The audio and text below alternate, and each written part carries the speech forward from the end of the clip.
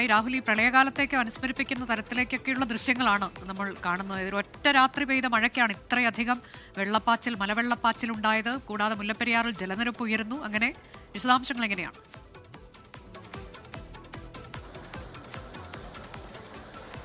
അനുജ, കഴിഞ്ഞ രാത്രിയിൽ 6 മണിക്കൂർ പെയ്ത മഴയിലാണ് ഈ പ്രശ്നങ്ങളൊക്കെ ഉണ്ടായത് എന്നുള്ളതാണ് ഏറ്റവും പ്രധാനപ്പെട്ട കാര്യം. ഇന്നലെ രാത്രി 10 മണിക്ക് തുടങ്ങിയ മഴ പുലർച്ചെ 4 മണി വരെ തുടരുകയായിരുന്നു.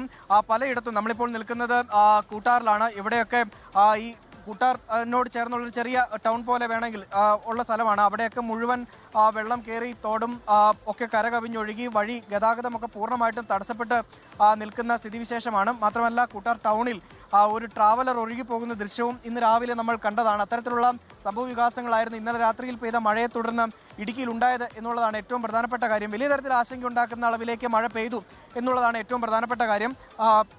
അതുപോലെ തന്നെ പല സ്ഥലങ്ങളിലും മണ്ണിടിച്ചിലുണ്ടായി, ഉരുൾപൊട്ടലുണ്ടായി. അങ്ങനെ ഉരുൾപൊട്ടലിന് സമാനമായിട്ടുള്ള മണ്ണിടിച്ചിലുണ്ടായി. പല വീടുകളിലും വെള്ളം കയറി, വീടുകളിലേക്കൊക്കെ കല്ലും മണ്ണും ഒക്കെ ഒഴുകിയെത്തി പല വിധത്തിലുള്ള നാശനഷ്ടങ്ങളുണ്ടായി. അത്തരത്തിൽ പല സംഭവങ്ങളും ഈ മഴയെ തുടർന്നുണ്ടായി എന്നുള്ളതാണ് ഏറ്റവും ആശങ്കയുണ്ടാക്കിയ കാര്യം. എന്തായാലും മഴ തോർന്നിട്ടുണ്ട്, അത് ആശ്വാസകരമായ കാര്യമാണ്. പക്ഷേ വീടുകളിലൊക്കെ വെള്ളം കയറുകയും ഒക്കെ. ഇടുക്കിയിൽ കനത്ത മഴയിൽ വ്യാപക നാശനഷ്ടം. ലോകത്തെവിടെയായാലും ഏത് സമയത്തും 24 വാർത്തകളും ഓഗ്മെന്റഡ് റിയാലിറ്റി പാക്കേജുകളും എക്സ്പ്ലെയിനറുകളും വിശദമായി കാണാൻ ഞങ്ങളുടെ യൂട്യൂബ് ചാനൽ നിങ്ങൾക്ക് സബ്സ്ക്രൈബ് ചെയ്യാം.